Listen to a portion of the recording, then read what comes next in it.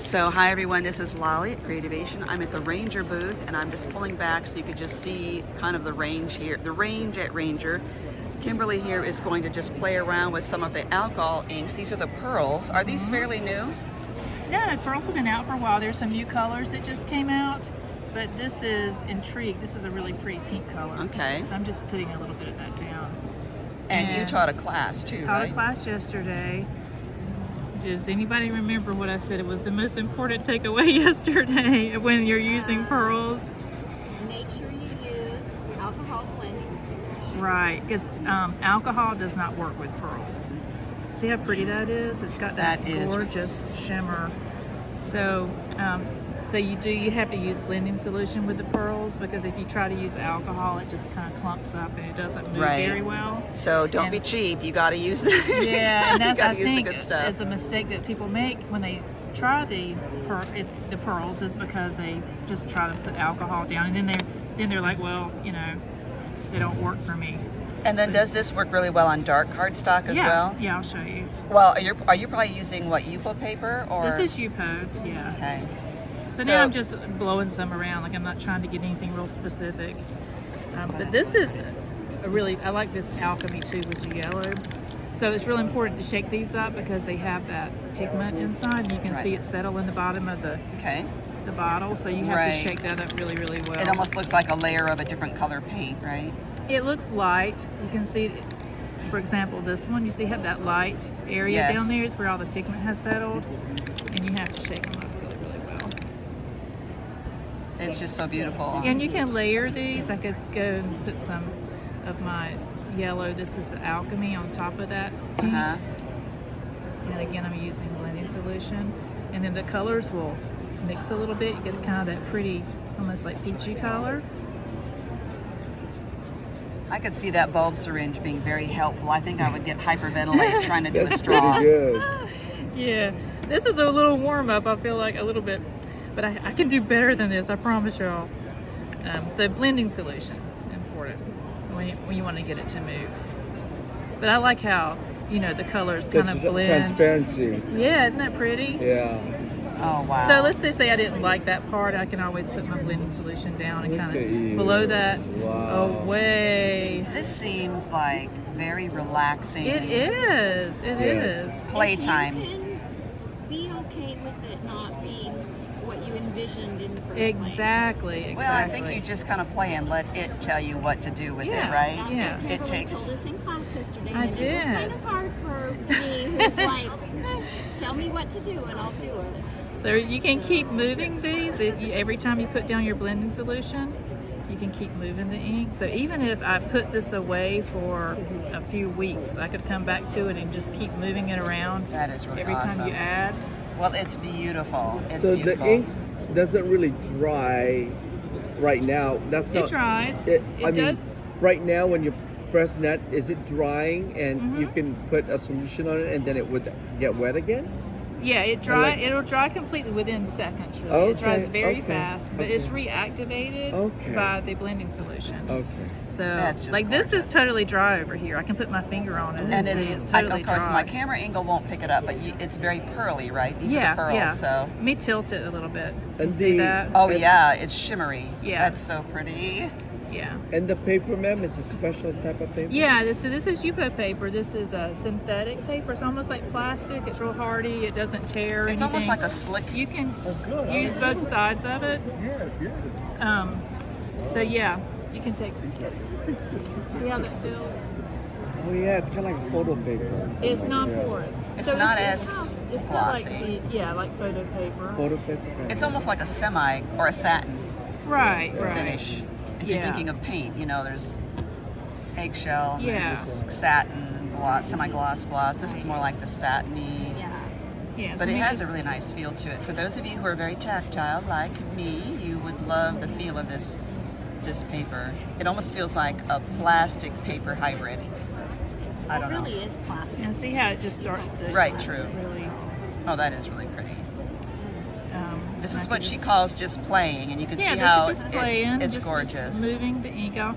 I can do one that's more of a real flower. We'll Think do about those. framed art, journal covers, and those of you who have your Cricut or Cameo or Brother Scan and Cut, you can actually layer your adhesive vinyl on this for a beautiful sentiment and frame that. I mean, there's so much you can do with this. Ooh, look at this color. Is that a fuchsia? This is called Intrigue. Oh, I'm intrigued. Yeah. So the look looks more a lot like a watercolor. And rather while than, she's playing, I want to show you this cute Yeah. storage It does, tin. but it does things that watercolors to hold don't. Like your the way these inks will mini kind of bottles mingle of the together. inks. They give you like a real organic Okay. shape. She has Yeah. several So- bottles right here. So,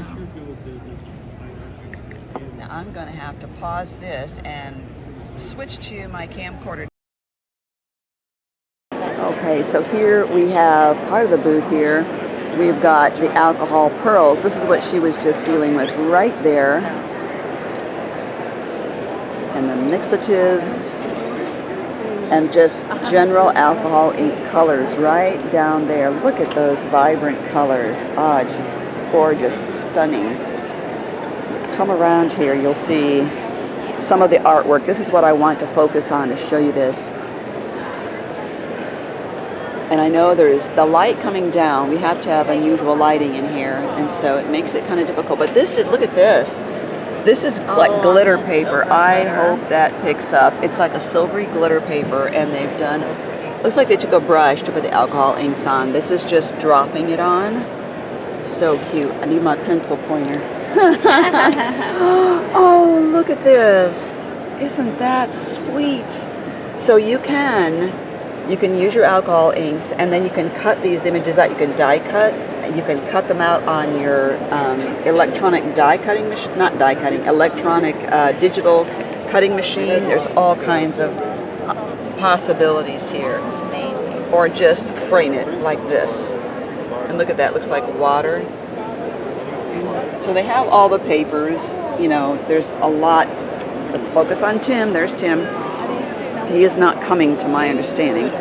And then we've got also some resin, and there's just the tools that you might need, like the bulb syringe bulbs that she was using, and then some of the blending. The blending pads are different from the alcohol inks than they are from the, you know, your regular Oxide ink pads. So, and there's the storage tin and that little palette that she was using there. We're talking about. Let's come around the corner here. They have so much to see, but you know, it's kind of hard to get every single thing in. These are distresses right here, distress products. Let's go up here, distress products. So if this is more your style, then they have all these papers down here, but I want to see if I can focus on some of the art. I should have asked, what is new this year? They have a distress brayer. They do have brayers for different things. There's a distress ink palette. You do want to have a different palette for all your different medium, because you don't want to mix those things. You're not going to be putting your alcohol inks and your distress inks in the same palette and get them confused. So there's plenty here. And then they have, this is the new saltwater taffy. So they just released that. I know that is the new color. It reminds me of salmon, the salmon paper.